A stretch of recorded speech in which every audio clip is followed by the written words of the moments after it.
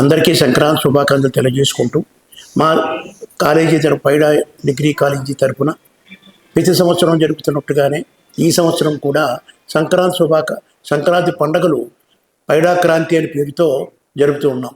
కారణం ఏమిటి అంటే సూర్యుడు ఈ రోజుని మకర రాశిలో ప్రవేశించిన దినాన్ని మన హిందూ ధర్మశాస్త్ర ప్రకారం మకర సంక్రాంతి అంటాం.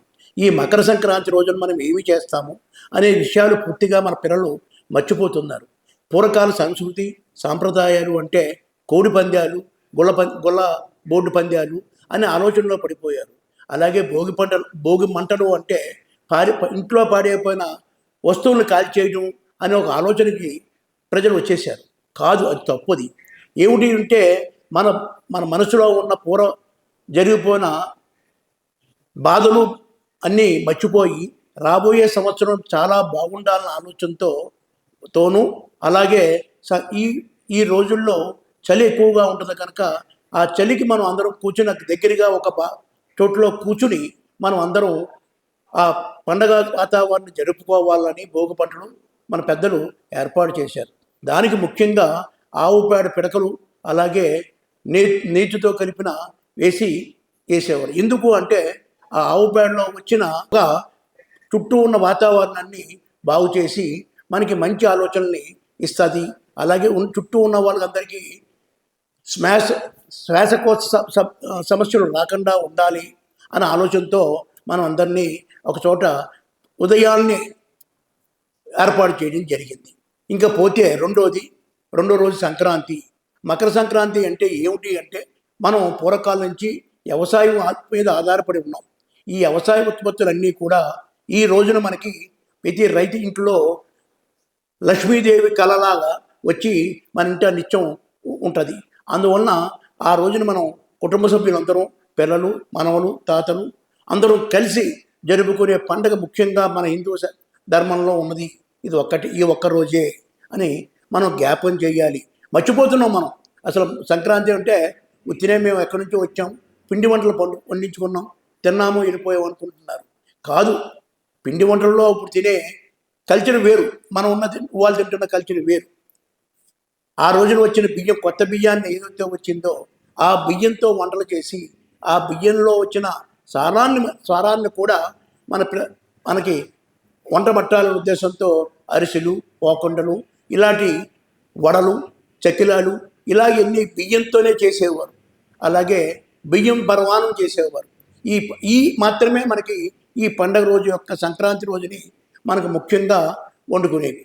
అలాగే గారెలు కూడా మినుములు పంటలు కూడా వస్తుంది కనుక మినుముల యొక్క బలం మనకు అందాలి కనుక మినప సొన్నుండలు, మినప గారెలు ఈ రోజున రెండో రోజు అయినా కనుమ రోజున ఎక్కువగా చేసుకుంటూ ఉండేవాళ్ళం. అలాంటి ఆ కల్చర్ పోయింది. ఈ అందరూ ఇప్పుడు బజారుకి వెళ్ళటం, బజార్లో ఉన్న వస్తువులు కొనుక్కురావటం, పండుగ చేసుకోవటం, ఏ స్వీట్ నచ్చిందో ఆ స్వీట్ తినటం జరుగుతుంది తప్ప ఈ విషయాలన్నీ మళ్ళీ ఒక్కసారి జ్ఞాపకం చేయాలి. మన పల్లెటూరులో ఏమున్నాయి, పల్లెటూరు అంటే ఏమిటి, ఆ పల్లెటూరు ఈ రోజున మనం లేకపోతే మనం ఎక్కడుంటాము అనే విషయాల్ని పిల్లల్లో జాగృతి చేయడానికి, ఆ జాగృతి అయిన తర్వాత వారు ప్రపంచంలో రేపు రాబోయే తరంలో వాళ్ళే ముఖ్యవర్తులు కనుక ఈ వ్యక్తుల ద్వారా ప్రపంచానికి మళ్ళీ సంక్రాంతి పండుగ యొక్క విశిష్టతని తెలియజేయాలన్న ఆలోచనతో గత 10 సంవత్సరాల నుంచి పైడా క్రాంతి అనేది జరుపుతున్నాము. అలాగే ఈ రోజున కూడా విలేజ్ అట్మాస్ఫియర్ పిల్లలతో తయారు చేయటం, వారిలో ఒక పోటీతత్వాన్ని ఏర్పాటు చేసి వారి యొక్క సృజనాత్మకతని చూపించమని వాళ్ళకి ఏర్పాటు చేసి ఈ గ్రామీణ వాతావరణం యొక్క విశిష్టతని చూపించడం కోసం మీరు ఏర్పాటు చేయడం జరుగుతుంది. అందువలన ప్రతి వారు కూడా తమ పిల్లలకి సంక్రాంతి ఏమిటో, ఆ సంక్రాంతి యొక్క విశిష్టత ఏమిటో తెలియజేయాలి. ఇంకా సంక్రాంతి పోతే కనుమ. ఈ కనుమ రోజుని ఈ 3 రోజులే మన పండుగ అనుకుంటాం. కనుమ రోజుని కారణం ఏమిటంటే మనం ఈ ఉచ్చ స్థితిలో ఉన్నందుకు ఎవరు కారకులు వారిని మనం పూజించాలి. ముఖ్యంగా మనకి పూర్వకాలంలో ఆవులు, గేదెలు, అలాగే ఎడ్లు వ్యవసాయం చేయడానికి ముఖ్య వస్తువులు అవే కనుక ఈ రోజు అంత్యక్రియ వచ్చేసింది. కానీ పూర్వకాలం వారియే. అందువలన ఆ రోజుని ఎడ్ల యొక్క పూజ చేయటం, అలాగే ఆవుకు పూజ చేయటం ముఖ్య విధిగా మనం చేసుకొని వారిని పూజించడం జరిగింది.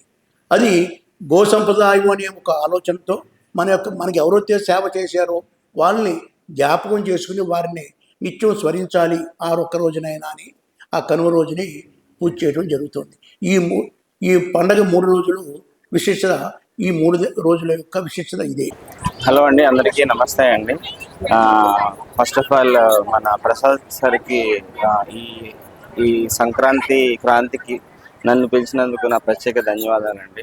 ఎందుకంటే లాస్ట్ ఇయర్ కూడా సార్ పిలిచారు. ప్రతి సంవత్సరం ఏంటంటే ఈ పల్లెల్లో ఉన్న మొత్తం పండగనంతా తీసుకొచ్చి సిటీలో పెట్టారండి సార్. ఎందుకంటే సిటీ లైఫ్లో బిజీ అయిపోయి అందరూ కూడా ఈ పల్లెల్లో జరుగుతున్న సంక్రాంతి సందడిని చూడడానికి కూడా లేని బిజీలో ఉన్నారు. సో సార్ ఏంటంటే అందరికీ ఈ సంక్రాంతి అంటే ఏంటి, అసలు నిజమైన సంక్రాంతి అంటే చూపిస్తున్నారండి. ఈ విషయంలో పైడా యాజమాన్యానికి, పైడా స్టూడెంట్స్ అందరికీ కూడా మనందరం థ్యాంక్స్ చెప్పుకోవాలి. ఎందుకంటే ఇప్పుడు చాలామంది మర్చిపోతున్నారు ఈ సంక్రాంతి అంటే ఏంటి, ఈ సంక్రాంతి అసలు నిజంగా ఏం చేసుకోవాలో కూడా తెలియని ఈ 5G జనరేషన్లోకి వెళ్ళిపోయాం అనమాట. సో ఈ జనరేషన్కి వచ్చే తరాలకు కూడా ఇది మర్చిపోకుండా ఇది అందరికీ గుర్తు చేస్తున్న ఈ కార్యక్రమం చాలా అద్భుతమైన కార్యక్రమం అండి. Sir, thank you so much sir for inviting me and wish you happy Sankranti to all. Thank you. Regards, Anjibabu, Apollo hospital.